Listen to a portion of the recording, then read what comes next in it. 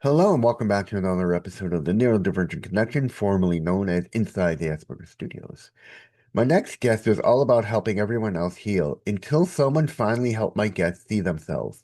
A moment that stripped away a plaster mask, restored their voice, and reminded them that they were always worthy of being heard. So sit back, relax, and grab your favorite beverage, and let's learn more about them. So I'll see you on the other side. See you there, everybody. I wanna believe in the truth, but only see what I'm shown. Got the freedom to choose, but can't decide on my own. Follow what the group is thinking, bottle up my intuition till it's popping out the. Hello and welcome back to another episode of Inside the Asperger Studios, now known as the Neurodivergent Connection. Please welcome my guest, Nicky Favreau. Welcome to the show, Nicky. Thank you so much for welcoming me today, Reed. I'm so excited. So, not a problem. So, like as I always ask every guest, tell me a little bit about yourself. I will, yet I must say that's a question that I find quite interesting because it makes me think about that movie, where the guy goes mad because never gets the right answer. So I'm under the impression that when people ask us that, it's like, what's your social role, the active social role, right? Um, So I do have an active social role. I used to be a nurse in psychiatry and addiction. I've got a master's in mental health. However, lost my contract during the pandemic, and that brought me full time as an entrepreneur. I had dabbed a bit before that. So I've got a software company with my husband, and what I do is I take what I've applied for myself when I decided to start a podcast, um, and I hired people in the Philippines. And then my husband saw how it was working. It was not that scary. And he said, "Can you teach me? Can you help me?" And now we've got a team of 10 people in the Philippines, going from one software that sold a few $100s to having some clients, like one deal in the six figures, because we have a team. So for me, um, I wanted to share that with the world. Like, how do we even hire someone in the Philippines? And what I like is not just the impact on the business. That's going to bring me back to the difficult question of who am I? Basically, I'm a human being that loves to learn and to grow. And working with Filipinos has brought me that space to grow so much personally, from being a perfectionist to now a perfectionist in remission, because I've learned to trust and to let go. So I would say that's a bit of who I am. No. When you think back at times as a mental health and rehab nurse, what part of yourself felt most alive and what part of you felt quietly buried? So, what part of myself I quietly buried? Yeah. Huh. Well, scoop. I've never mentioned this before, but I would say it's the addict in me. I did not know I was an addict. I knew my family had issues, like with gambling. I knew other people's had issues because they were drinking, but I did not know I was an addict. And during the pandemic, that came up. So I did things that I thought I would never do. Um, and I'm not sure how this happened. I was thinking that I had compassion because for our clients, because I was compassionate, and maybe because I had people so close to me that had addictions and there was some effects on me. But then I realized that I was actually mentoring myself when I was working with clients that came for a 21-day stay with us. Um, would you like to learn a bit more about that? Sure.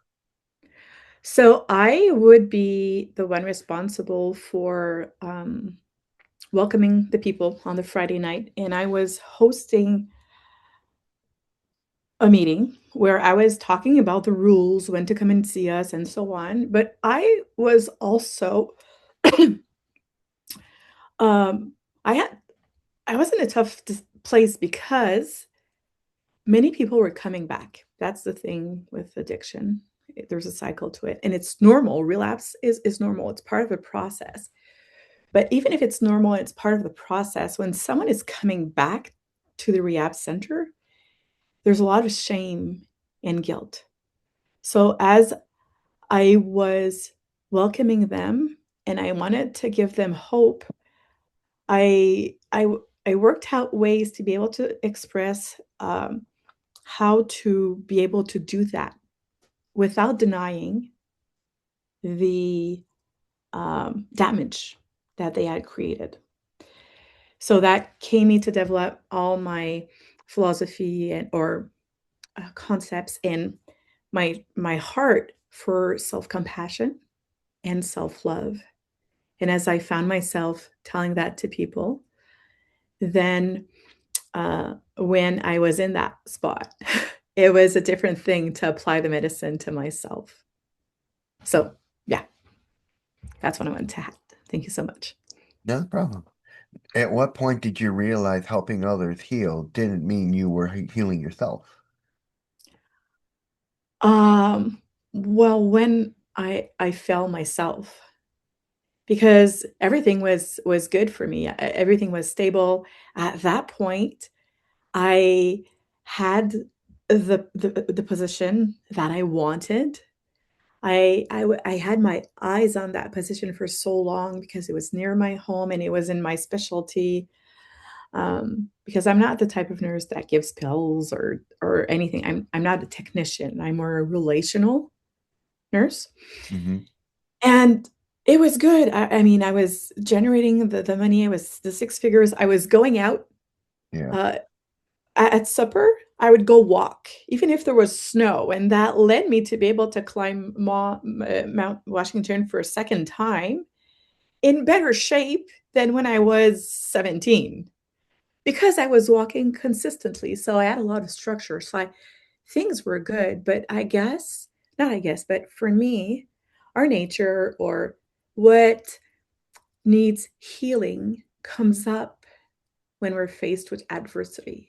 And Hmm. anyways, that's what happened with me. So it was during the pandemic when I was working then in a super hospital because the government here in Quebec said, oh no, rehab is not important. We're not going to be financing that no more. So they blended two teams together. And because I worked as a agency nurse, I lost my position. Got me to a super big hospital. I was super happy. That was also exciting. I mean, in my field. But with the pandemic, everything that was changing, I'm very rigorous. And rules were changing, were not being applied. That was tough for me. And at the same time, there was a lot of money to be made. So I was working like 16-hour shifts, often like 3 days in a row. So that's like a full week in 3 days. So I was not setting myself up to success because I was not practicing self love or the concept of work and rest. Um, so I've diverged a bit from your question, but it's later that I realized that there's some parts of me that were just tamed in a perfect environment, I would say. Me.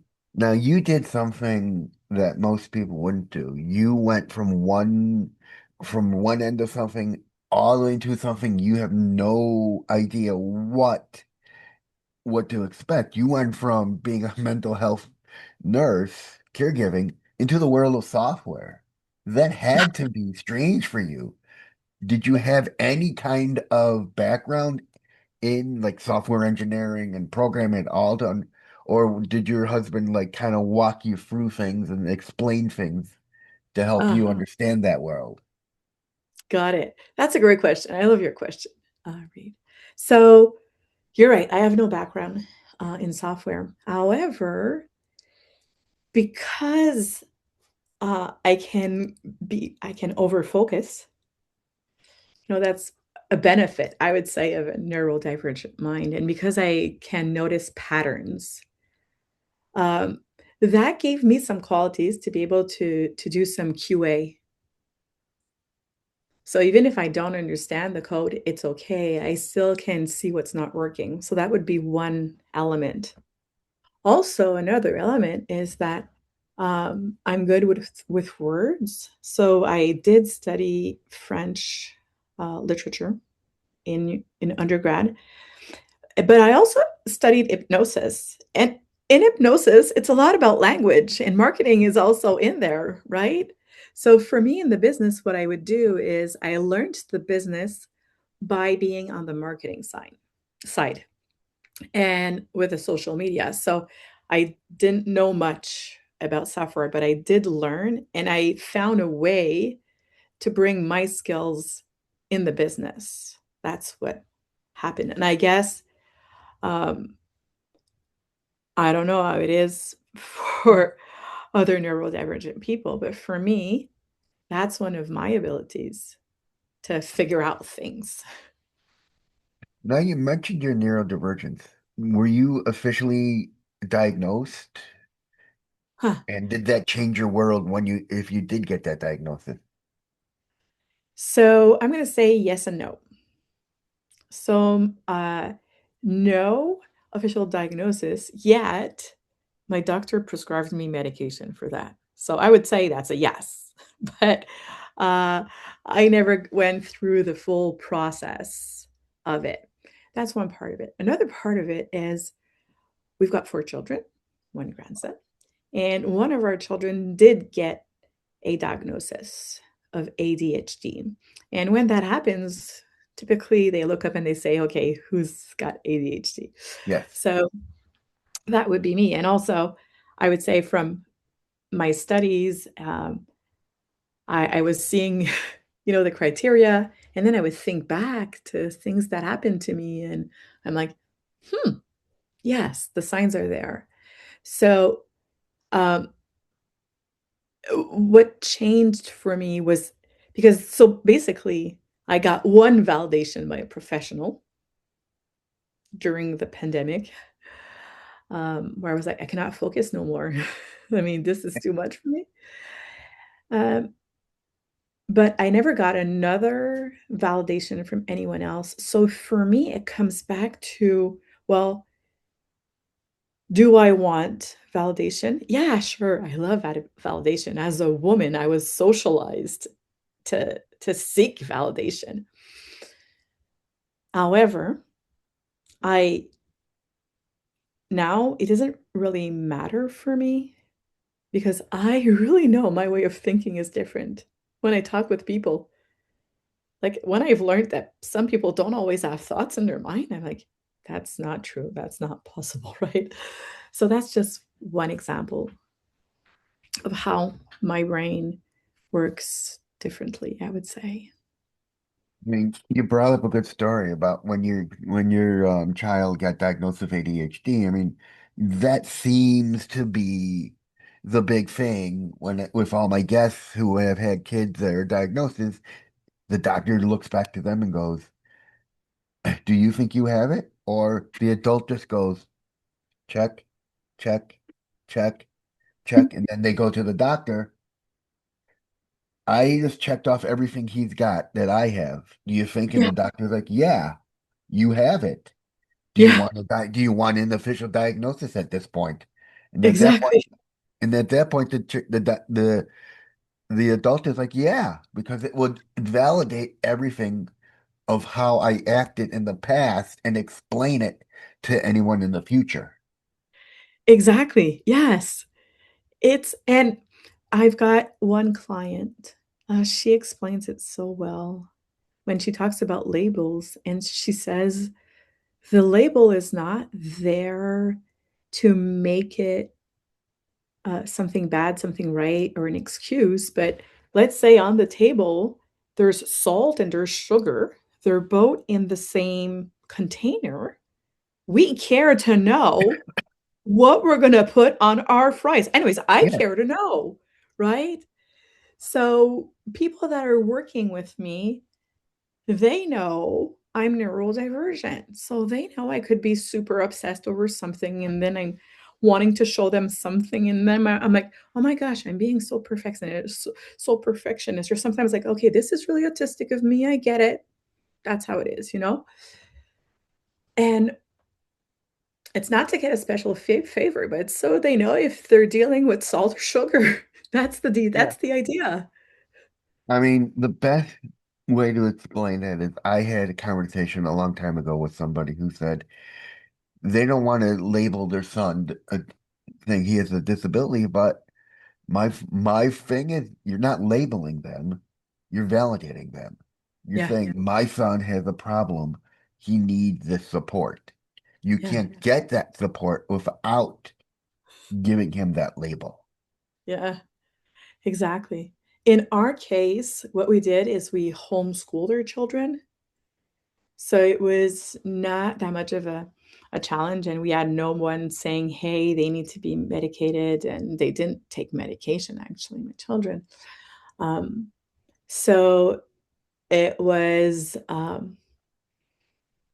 yeah, so we did not need it for services, but there was there's some things, and I wanted to know we had the chance to figure that out, so we went with it, and, um, and today, I mean, young boys, I would say, I don't remember if this is science-based or if it was just mumbo jumbo science, but for a lot of young boys, there's gonna be this hyperactive phase, but Mhm. once they grow, they sit into their, personality or temperament.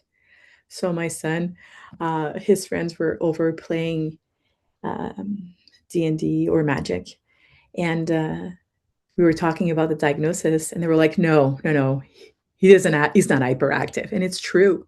He's so mellow, right? So that part of the diagnosis does not stick. Now for the other part of having a deficit order disorder, sure. And for me, the deficit disorder is more like an interest disorder, I would say. I mean, one of the things people don't realize about ADHD is you don't have to have every one of the traits of them. Yeah, You can have a selection of different ones and you can yeah, still have it. I mean, one of the biggest traits of ADHD is hyperactivity, where yeah, you constantly can't sit still. yeah, There are those I know who have it who are able to focus, able to sit still, and there are those like me who my mind is everywhere. And the best story I remember is when I was in high school, my parents would always get a call saying Reed can't sit still in any of his classes. He's looking all over, not focusing anywhere. And then but then they go, but there's this one class where he's focused, yeah, and it was general science. yeah, And people don't realize we can focus, but absolutely. it's got to be on a topic we have an interest in. Yes, exactly. And then it can be, I don't know if it's like that for you, but can go in hyperfocus. Anyways, it is for me. And that's why sometimes, like, that's why for me, working 16 hours is good because I'm like, bring it on.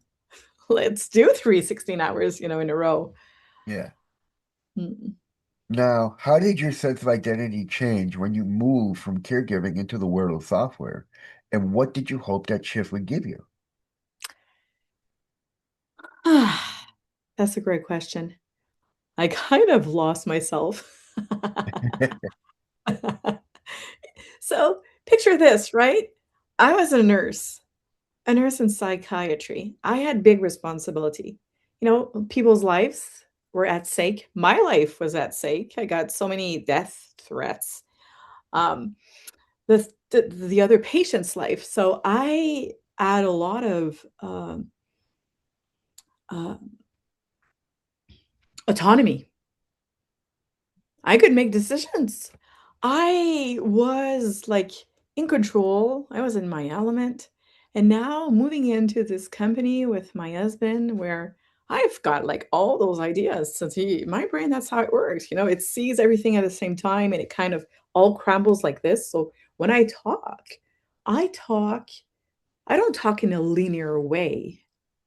I talk like with imagery. I talk with all the roads that open in front of me.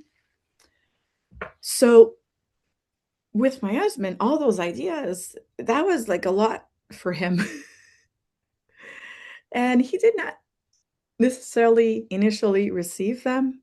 So for me, that was tough because I was used that if I would say something as a nurse, that thing would happen, you know? So I kind of lost my identity at some point. And then I got to navigate and just to understand that, you know, my husband, before I lost the last contract and I could not get a new one because I refused to get the vaccine for the flu, and then they would not hire me because I was an agency nurse. They wouldn't take me anywhere else. Well, then I was there with my husband in his business. I was grateful to work there, but for him, it was challenging to have me there. So, faced with challenge, I came back and what do I really want? You know, I want to be well. I want my husband to be well. So, I figured out a way to get myself out of the business through delegation. And once I did that, I was like, well, okay, I'm going to create inside of our company another service, and that's going to be my space. Mhm. And that made sense for my husband. And during the transition, I also changed how I was showing up. I changed my leadership to be able to go back to my true essence. While studying also in grad school art therapy and doing the course with Young and literally putting the mask on Mhm. with some plaster.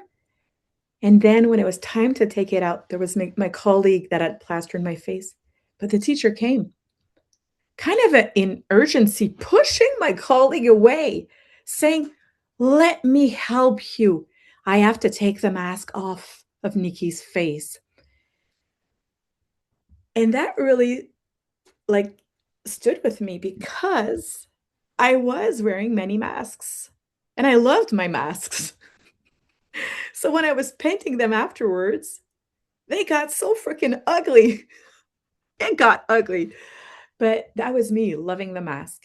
And that was part of the processes of letting go and finding my true identity. Now, you described wearing a plaster mask. What did that mask protect you from, and what did it cost you to keep it on? Hmm. I love the question.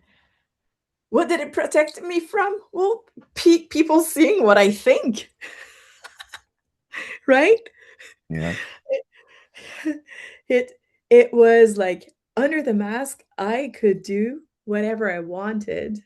And then with my mouth, just say what I wanted to say that I was really thinking. Um, that would be the biggest thing. And then painting the mask. And just to say, so I wanted it to be like a metallic mask and be glowy. Like I wanted it to be really beautiful. But no, then I wanted to add some pink and some blue, and it looked like a burnt face. And in my process at home, I finally repainted it black and then green, and I finally threw it out. I didn't need it no more. So that's what it hid me from or what I was hiding. Your second question was what price was I paying? Was that the second part of your question? Did I? Um, what cost did it keep you? What cost what did it cost you to keep it on? Okay, thank you so much. No problem. Well, The cost was not being able to connect in the deep way that I wanted to connect, um, because I was not authentic. Hmm. And also another cost is that I was spending so much energy wearing a mask. It's way easier to just come and say, "Hey, there you go, you're back." Yeah. Uh, it's way easier to just say, "Hey, this is who I am." Not in as and sometimes there's some parts of me that I'm like, "Huh, okay." That's like a part that I'm not proud of, but that's who I am. It's the best I get to do today, and it's okay. Um, so at least now I get to be in alignment with myself, and I get to feel good and to let that shame go. And it also helped me. Well, the cost I was paying is wanting to please. So once Yeah. again, I'm socialized to be a woman, a girl. So the it's not only women that want to please, but me as a woman, yes, I did have that really strong. And now I still want to please, but in a different way, not much to get validated, but because I want to give and had value to someone else's life. So that's the difference. So I was cutting up myself off from who I truly am and and the connections. To come back to what I said initially, that was the biggest part. Mhm. Now, how do you think you were performing survival rather than living truth? Well, I I just love the mask because the mask was the burnt me, you know? I was there was no skin on it. So I was I was not saying what I wanted, and I was being, how do you NPC most of the time. So as an NPC, that's not living. No. So you felt like you weren't in control of your life at that point. You were just a stagnant figure that was programmed to act and react. Yeah, exactly. Exactly. Based on what I thought other people wanted. Um, yeah. I mean, there was so many exercises that I did when I was studying art therapy that were like eye-opening.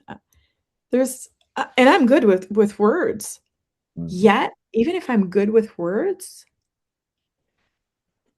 the image, the art piece, or whatever is created, depending on the point of view, but my point of view is it's art piece and a means to communicate, will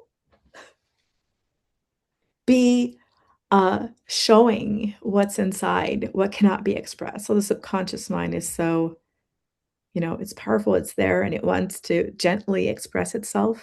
And when we create space, it does.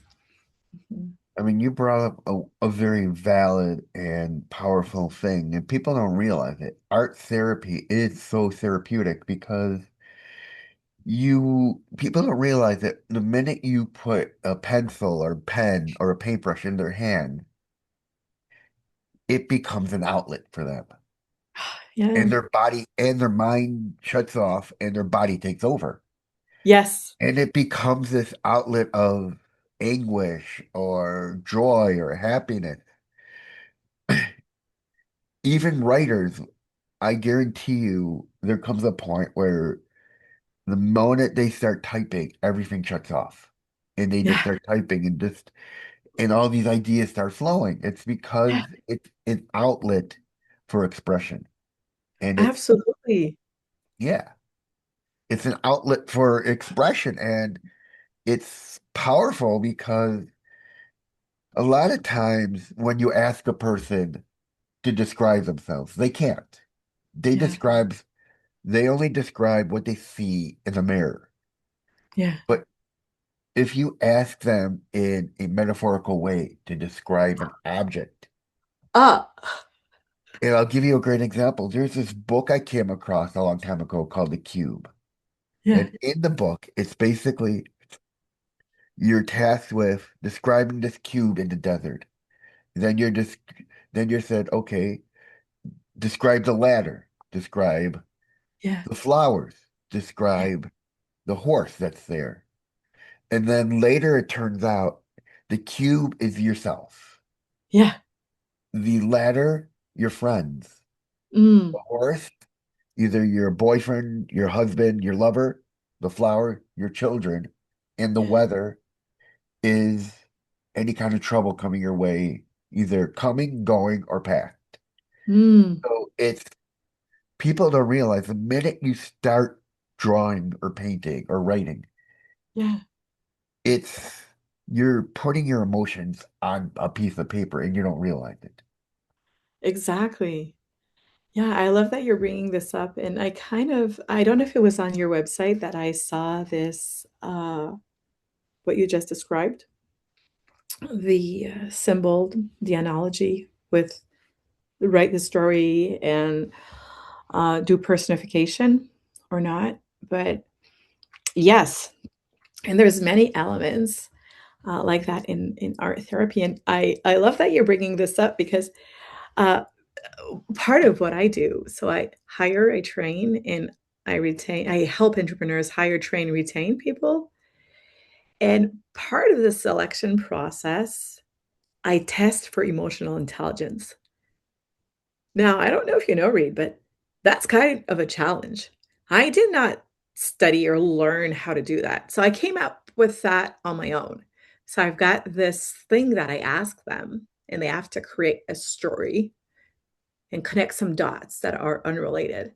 And then during the interview, because I do group interviews with people who pass the first part of the selection process, when we go do a round table and everybody's going to present themselves, we don't go with, you know, what did you do? What's your experience? Where you go? I ask them to present themselves based on something that relates to that creative AI exercise. Uh, so people are surprised, and when they get to do that, yet it's interesting what they say. They come up with it, and they actually like it. People, when they're not hired, they still thank me because they enjoy the process from different elements there is. Um, so I like that you brought up that exercise, I guess we could call it, with the ladder, the cube, the flower, etc., the weather. And yes, whether it's writing or which other media it is, the subconscious mind takes over. And writing, whether it's typing or taking a pen, there's also that kinesthetic part of us, and there's a lot of memories that's I'm going to use ingrained. That's the best word, English word I have to mind right now. A lot of memories are in our body, and as we get in the flow and we get creative, those are released. Um, and we're surprised. And even in writing, this may have happened to you, but there's the Freudian slip. Am I pronouncing this correctly? Freudian, uh, Freudian. Yeah, exactly. Sigmund Freud, Freudian slip. Yeah, there we go. Exactly. When writing, you're like, that's not a word I wanted to write. Yeah, it's not the word you wanted to write, but that's the word your subconscious wanted you to pay attention to right now. That's it. That's interesting that you mentioned that. I'm writing a new book. I already wrote a book, my first book, waiting for it to be published, but I'm writing a new book, and it's basically a fantasy book, kind of like Harry Potter, but so different in the fact Yeah, that four of the main characters are neurodivergent, and I'm yeah, using AI for help to shape the story and everything. yeah. But through the process, a lot of the dialogue is hitting me very hard to the point where I just break into either get chills or I break into tears. Mm, And I can't mm, figure out why. mm. And I go to ChatGPT. I'm like, why is this one piece of dialogue hitting me Yeah, so hard? And yeah, it's because And it goes, it's because you're putting your heart into it. It's Yeah. things you wanted people to ask you when you were Mhm. growing up. Yeah. It's your emotions. I'm like, so this is my story. Just like, yes, I'm not right. It's like, it's your emotions, your direction. It's all yours. Yeah, And it I'm like, is. so is this because I'm putting all my heart in this and it's coming back at me, making me realize I wanted this to be said to me at a younger age? And Yeah. it's like, yeah. And people don't realize you are putting your heart when you write, when you draw, Yeah. when you do anything, you're putting your heart into it and you don't realize it. It's like when your husband wrote the the software, Yeah. it becomes a child to him. Absolutely. Yes. That's why it's so hard for for a writer, for anyone writing software to hand it over to somebody else Yeah, to put it out there because it's becomes your baby. it does. Yes. And that makes me think about, one of the challenges to delegate is because we are so attached and we're as entrepreneurs, we're like, well, nobody could do it like me. Nobody's going to love my business as much as me. Nobody's going to do it as quickly or as good or as, in a savvy way as me. Um, and it's not quite true with all the love and compassion I could say. Yet it's a journey to get to learn and understand that. So me still being like a perfectionist in remission, there's some parts in my business where I'm like, but this, I want this to be done. But at some point I realize I'm the bottleneck. Yeah. That's So so I fun. yeah, so I have to say, I'm gonna people, please support me. I'm in the way. Take Yeah. over. And I know you wanted to say something. Last thing I want to say is like I've learned to tell my team, I don't want to make decisions. I don't want to make that decision. Please make it for me. I mean, that's funny you say that is because when I wrote my first book, I I have a friend who is a who's written books, and I'm writing my book, and and you know when you're writing in Word, you always get that little squiggly line, red Yeah. squiggly line saying you got it wrong or the punctuation's wrong. And I am a perfectionist Yeah. to a heart to where things will drive me nuts. Yeah. And I will be on that first page constantly correcting to the Yeah. point where I went to my friend, I'm like, what am I going to do? I'm going to constantly correct myself because it keeps correcting, telling me I have. He's like, just turn it off. Yeah. And all of a sudden, it's just like, wow. And Yeah. all of a sudden, this words just keep flowing. There you go. Exactly. Yes. Uh, it's exactly that's our SOP of copywriting. So I do encourage my team to use the AI, but sometimes there's parts where we are going to be writing ourselves. And one of the first steps is write slowly Hmm. without bothering of is this the good word? Is this the good is this word part of our voice? Is this a word on the red flag or yellow flag list? Don't think about that. Just write, and then later editing comes. Yes. So you may have just heard that I'm quite a bit thorough. Yes. I mean, people don't realize this, and I learned this when I took a writing classes. Your first draft is supposed to be full of mistakes Yeah. Yes. because it's hence the term first draft. Yes. No one cares. No one sees it. It's the Yeah. second, the third, and the fourth where you start fine tuning. Yes. Exactly. And you know what? I like that you're introducing the idea of making errors because that became my leadership style. So there's this I didn't know that thing existed. It's called error management. And I read an article. It was the CEO's anger. That was during pandemic, where they were one company in Asia. They were in breakdown because they weren't keeping up with their stocks. And pandemic, we know it was crazy during that time with the stocks and all that. They were making masks, I think. And the CEO got mad, really mad, and that shook things up. Now, I don't remember how that story related to error management per se, but it was related. But it got me, and it was in my process of saying, "Oh my gosh, what I do has a name." And what I do is I tell my team now, go make mistakes. When I hire them, I give them a task and I tell them, I expect you to make mistakes. And I want you to make mistakes. And I want you to make your mistakes with confidence, thinking that you're doing the right thing, because I want to know what how you think. And then we're going to get curious. We're going to look at the gap, and then I'll be able to train you and tell you, "Hey, what's the next step?" So, as once again, I know I've said a lot, but that determines a big piece of who I was. That I'm going to say it, and then I'm going to provide info. A perfectionist in remission. So I say good enough is good enough, and good enough is relative. So because I learned that I was working with other perfectionists that were doing a task, their head down, and then they bring it to me. They've spent so many hours, and I'm like, but that's not what I wanted. So no, no.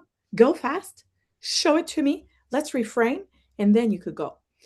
And good enough is relative means that some days the good enough is going to be to have a slower pace. And often it means that when someone starts on day one, they don't know. They're going to make mistakes. And then on day 7, week 2, they're not making the same mistakes. They're making a new mistake. So that's how I operate with the people that I train. And what I wanted to say is, perfectionists, that's because behind that, there's the fear. There's the lack of confidence. There's the shaky self-esteem. And to compensate, I have to be aware because I may want to control every variable in the book. And when I do that, then I'm like, oh, what am I afraid of? What am I thinking of myself in this situation if I fail? So those are my keys, or some of my ideas on making errors and going deeper into perfectionism. Now, let's take us back into the moment when the professor ran up to you. What did it feel like before you understood what was happening? The professor? Yeah. Well, you know, I'm almost 50 and I still have that relationship. I'm a student, undergrad student in art. You may understand by now that I just love learning. And I'm still in that situation where my questions are not understood. And that feels terrible. I want to scream. And I get pissed because I'm like, why are you telling me this obvious thing I know? Can we just move on to what I don't know? Stop wasting my fucking time. And I get really pissed. Like just right now, I'm living it because I lived that like just in my photography class just this semester. So it does activate me. It requires a lot of energy for me to stay in my kind, stay alignment, in alignment, to stay kind and to understand, okay, they're not getting it. And that's easy for me when I'm with someone that will understand and that will be curious. But when I have someone that wants to make me feel, or they're saying, but I already answered your question, or they're sharing resources they don't even understand themselves, and I'm asking them questions, not to challenge them. I don't know, they don't know. I just want to understand. So it feels it feels quite challenging. It feels like there's a freaking volcano inside, you know? So when next semester I'm registered to 3 classes, and I'm going to drop many of those. I have to know that the person that's teaching is somebody that's got some emotional intelligence. And I made the mistake with that one because I dropped the 2 other classes that didn't work for me. And I went to second class and I didn't want to drop it because she was bringing a lot of good points from a technical point of view. But the relational point was not there. I did not show up for the last assignment. I recorded a video and I said, you know what? We have a policy. We're allowed to do that. I don't feel safe with you. Here's my video of my project. And I've put my pictures in the file. There we go. And that for me, that was big because I'm the type of person, my master's, I got 4.3 on 4.3. I've got A's and an A plus. But for me, I didn't care about the freaking note. It was like, I'm not putting myself in your face because I don't feel respected. I don't feel safe. And I can't even believe someone is doing that in that position. You sound like me. When I was at my going for my master's, I had a professor or a lecturer. Yeah. Never liked me calling him professor because for me it felt wrong calling him by his name. Okay. And I would go up to him and I go, "Can you help me understand this?" He's like, "If I help you, I gotta help everyone else." And I'm like, "You gotta understand something.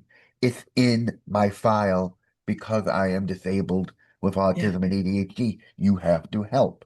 He's like, "I'm Yeah. sorry." I come back at him again. Yeah. Of course. Same thing. I'm the type of Yeah. person you can't just push me away. I'll come at you until you help. Yeah. The third time around, he's like, "Okay, okay, let's meet at my office." We go, we meet, we talk. It does not stick. He's like, Yeah.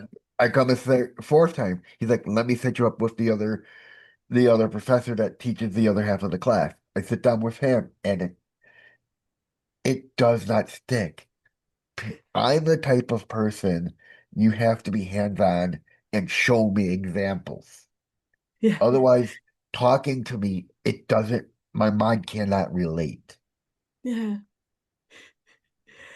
And what I admire from what you said is that you have enough confidence to go back and ask and say, hey, yeah, I have rights here. Support me. That's what I need. And and sometimes in my case, I can be like just um I get worked up because when I'm on the other side, when I'm the professional, I am freaking professional. I show up at a high standard. So for me, coming back to roles, I have my role as a student, and I have my role when I'm in, like, let's say, hierarchy. I'm not the one at the top, but when I am the one in charge, I show up and I want to learn, and I do make mistakes. I made a lot of mistakes. So it's okay to make mistakes, but I expect someone that's dealing with people that they have a minimum, Yeah. my minimum, my minimum of being able to work with people and show up. So, um, yes. So and I don't know if that's the autism part, but I have a lot of rules or rules. Vishen would say that from Mind Valley, some bullshit rules, but they're still my way of conceiving the world. Doesn't mean I'm right, and I'm open to being challenged. However, at the base, it's about human dignity, and that is not questionable. Now what was it about the interaction that pierced through your self-doubt or so quickly? um, well, it's because it's frustrating for me to well, okay, to the Ruth, it's getting that impression that I'm stupid or not smart, or making me wrong because they're like, well, you didn't get it. Well, it's like, hello, we're both in the communication. And so, yeah. And for me, it's difficult, I guess, when there's someone and they don't want to, they push on me, I would say. Right. Because once again, especially that relationship where I pay to go to university. I am a client, right? So I'm a Yeah. freaking client.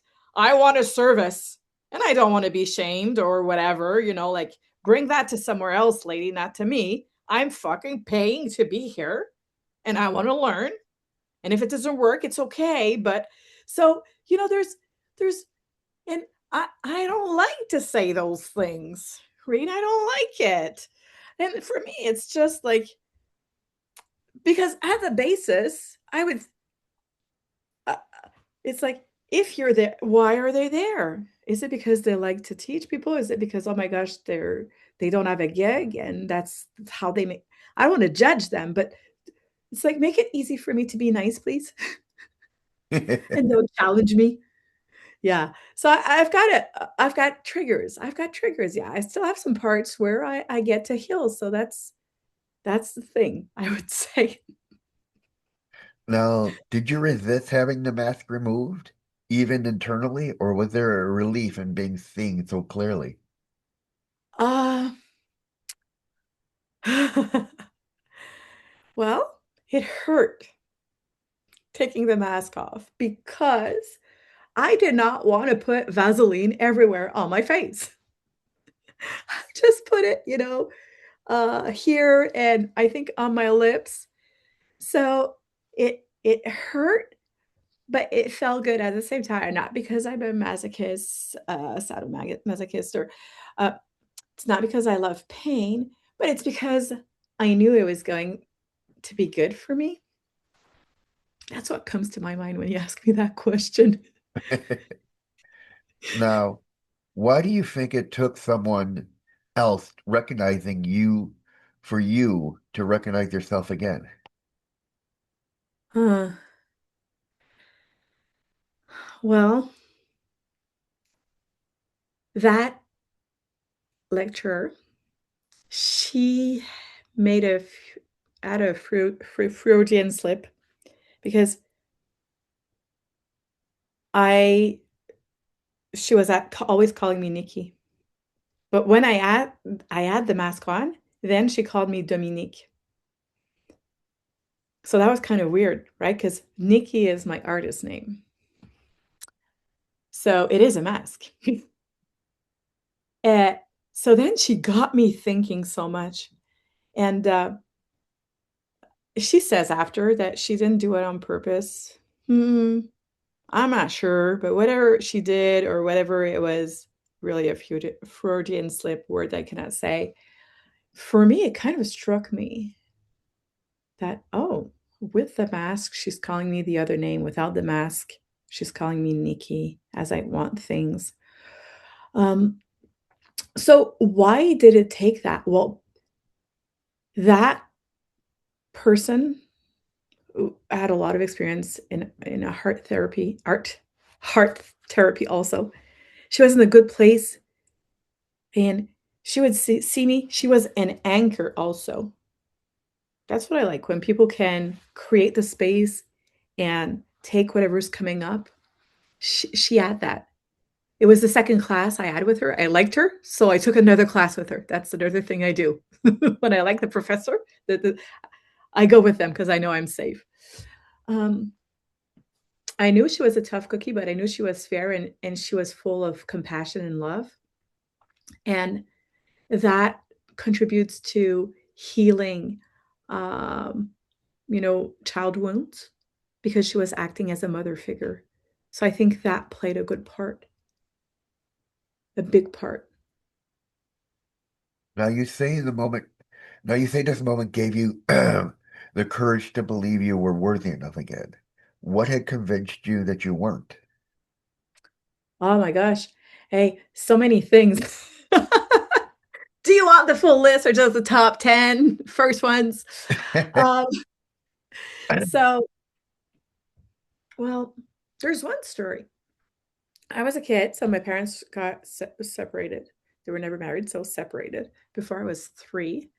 And at my dad's, he had another girlfriend, and he got a baby with her. I wasn't going to say that, but just that for me, it's like, what? I'm not enough as a child. My mother is not enough. So that was one thing. But I had a dog, and I wasn't living with my dad, but I went back at my dad's, and Bubul. Bubul is like a little ball. That's Yeah. Bubul. Okay. In French, it was black. It was beautiful. It was so cute. I went back, and Bubul was not there. They told me that I ran away. I was a kid. I was intuitive back then. I was like, that's bullshit. But I did not confront them. I was sad. I sat with my sadness. Now, what does that have to do with self-worth? Well, it's got to do, number one, with not telling me whatever the truth is. Because when we value someone and their worth, and we value that they can manage whatever comes their way, we're able to tell them with a lot of love and compassion the truth. That's one of the ways, one of the reasons. And the second one is that I wanted a dog. I loved the dog. And for me, it gave me the impression that uh, something was wrong. Like, did I brought a lot of confusion and questions? And that brought me to put myself back in question as a child. Not I wasn't understanding all that as a child, of course, that those thoughts came later on. But that would be, I would say, one one example. Okay. Now, what did it feel like the first time you spoke from your vo true voice after that experience? That was like many years later. I think I started talking from my true voice like in the last 3 years since the pandemic.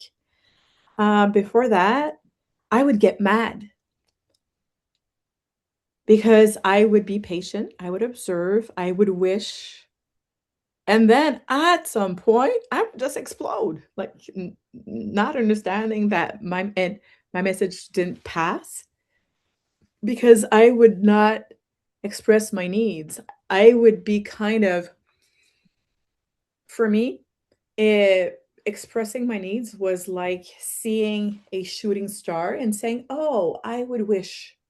And with a shooting star, it's like wishy-washy.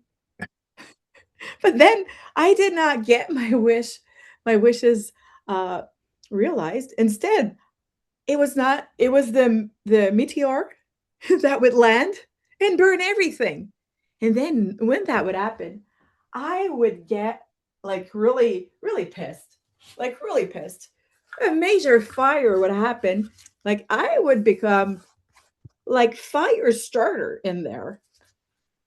Mad. So it felt good for me when I was able to say to and accept, okay, I'm going to say it's not working when I'm shooting, sharing my wishes when I see a shooting star. And then there's a fire, and that's destructive, but I don't get burned. Well, I do, but I have resistance, but it still consumes a lot of energy. So I started saying, well, I prefer to say what I want and to face those consequences. At least I have some level of power.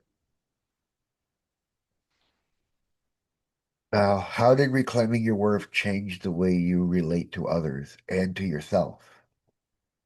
Hmm. Um, well,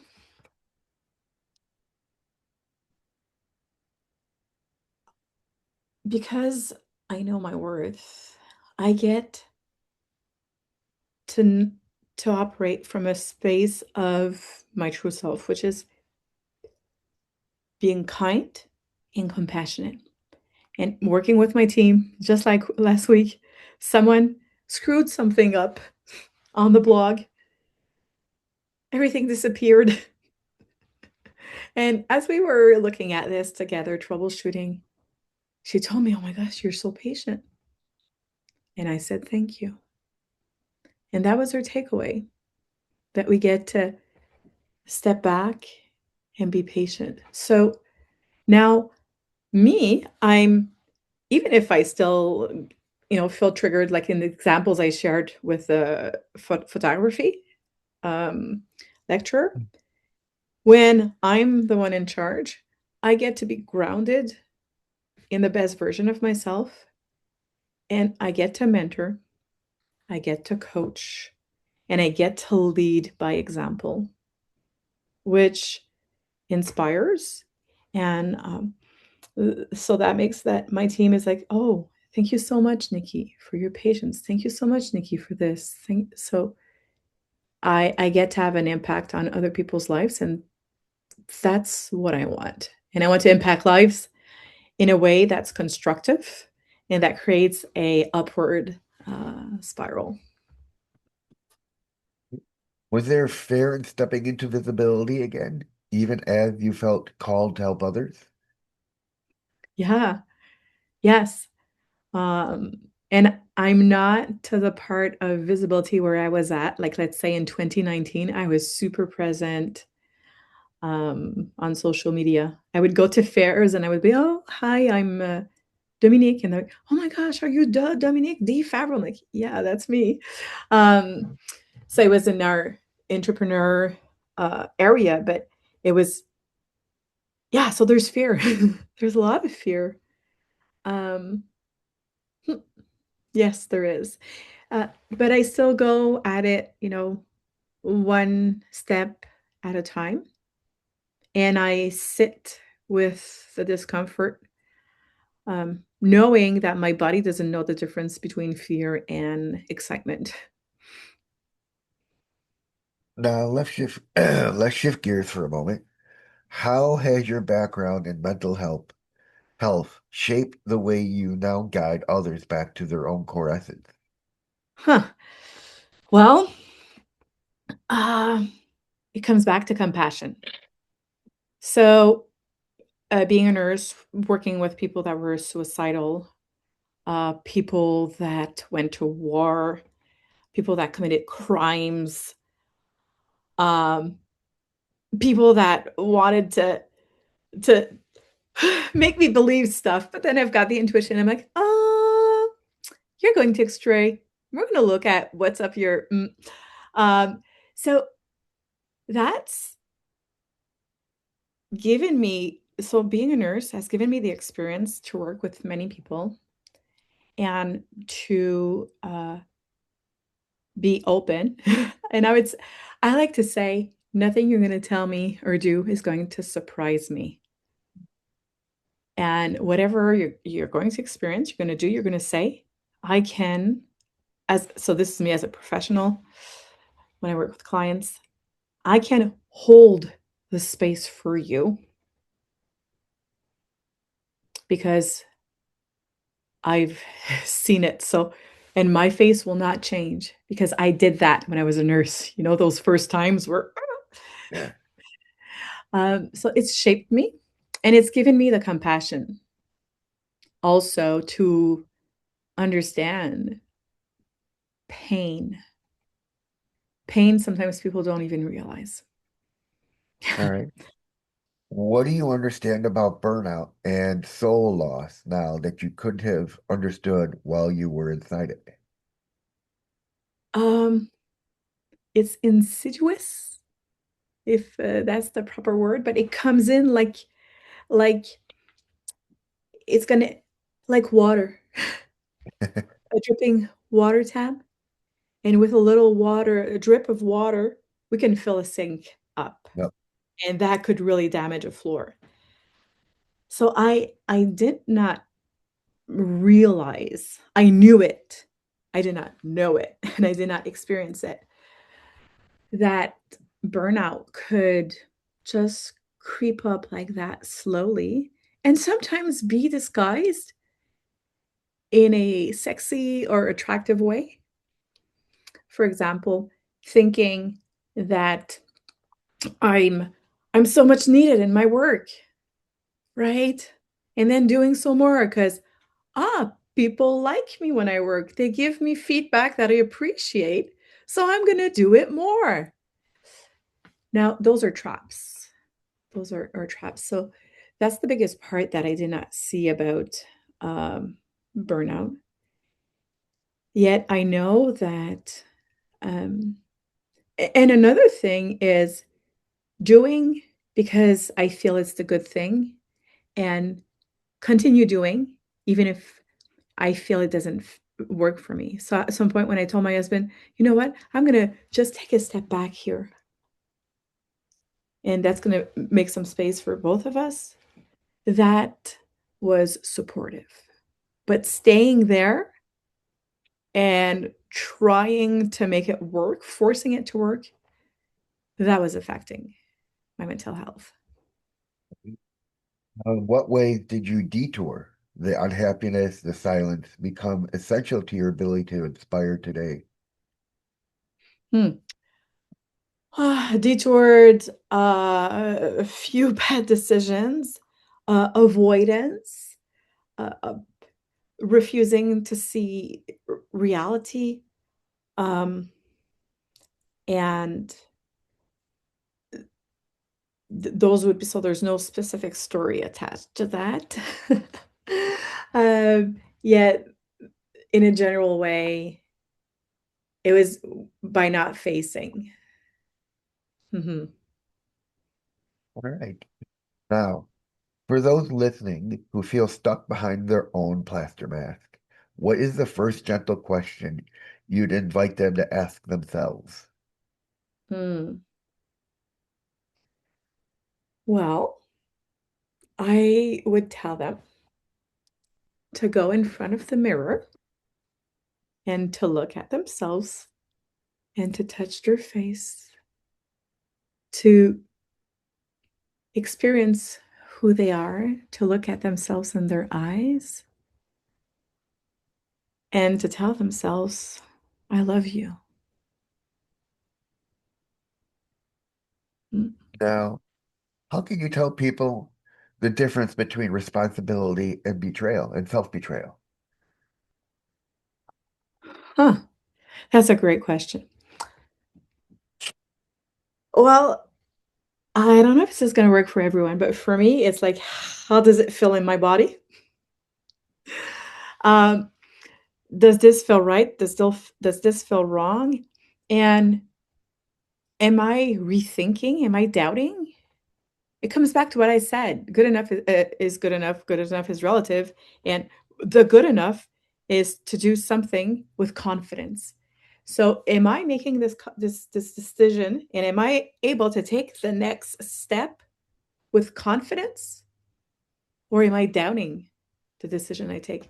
I think these would be a few ways of these would be a few cues.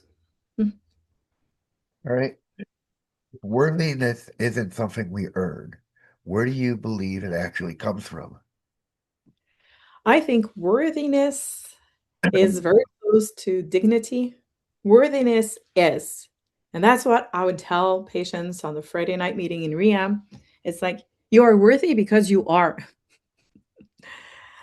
Um, and the idea is that one understands worthiness or understands their worthiness and what I'm going to say this word I don't like, but worthiness, what worthiness should be when they add a good enough caregiver, at least one, that was able to say, hey, I'm going to take, I was another podcast and Nick says one of his rules is, you know what? If you drop the milk, just get the mop and clean the milk. So a child will develop that worthiness if they drop the milk on the table and the parent will just say, let's pick it up together. They're not made wrong because of something bad they did. And At the same time, they're not getting a trophy each time they breathe in or breathe out. So worthiness um, comes from knowing that you're good enough. You're good. Right. Yeah. What does returning to your core essence look like in everyday life? Not just in the big, but dramatic moments. Ah, well, it looks like taking some time to stop and do something that one enjoys. It looks like, going with my children to a ceramic shop and doing painting this, not wondering, what are people going to think? Are they going to like it? No, it's going to be, you know what? I I like it. I think it's cute. It brings me joy, and I'm enjoying the moment with my children. It's going back thinking of, when am I feeling me? And to talk about my children, one of those moments that I remember when they were children, we were eating a pomegranate, and they were calm, they were waiting for me to prepare it, and that was the first time in my life I was, um I forgot how to say it. When you're present? Mindful. I was mindful of the moment. I was present. That's part of going back to the core, being present to yourself. Gurdjieff. Gurdjieff, um, he's got 5 principles, but one of them is to be present to ourselves, but to watch ourselves at the same time. So it's to have that dual part, to be the subject and the object at the same time. And it's like, oh, I'm enjoying talking with Reed. Oh, I feel stressed right now. That's part of going back to the true essence when, well, it's part of it, but to go further, there's no judgment attached to it. It's like, is it good? Is it bad? Who cares? It is. Now, looking back now, do you see the professor as a catalyst or simply a mirror you were finally ready to look into? Both. So, of course, I love that you're calling me on this. We get to address this. Of course, when we react, it's because it's something in us, a shadow, Young would say. And then it spiked me to say, to not show up to the last assignment. That was a catalysis. It was the first time in my life that I did that. That I was like, you know what? Okay, I'm not gonna get whatever the note. And you know what? It's okay because I'm not the grade. Yeah, sure. It sounds good to say I got 4.3 on my master's, but who cares in the end, right? So it's giving back. It was a catalysis to be able to let me go at a new level. And of course, when she was imperfect, like talking about stuff and not finishing her sentences and talking so much, I could not like that of her because I knew I was like that, but I did not like it when she was making my life difficult. That was my limit. What truth about yourself do you now protect fiercely, never to mask again? Mm,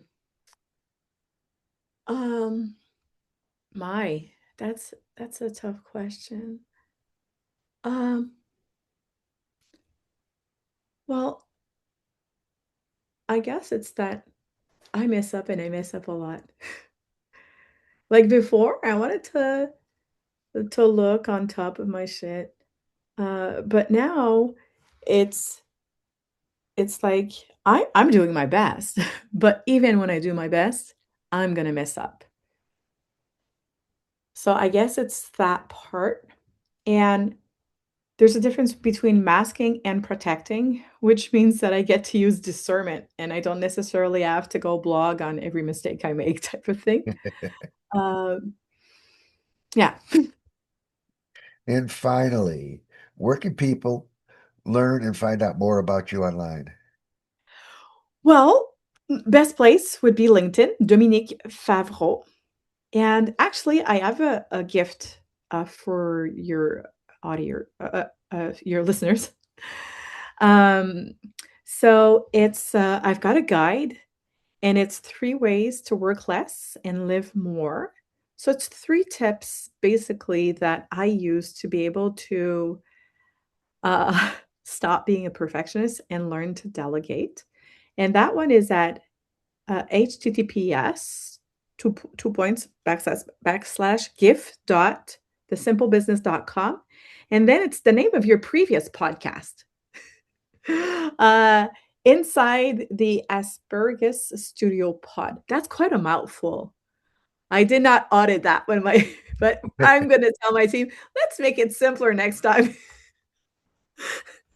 But if people they write to me, it's going to be a pleasure for me to share that with them.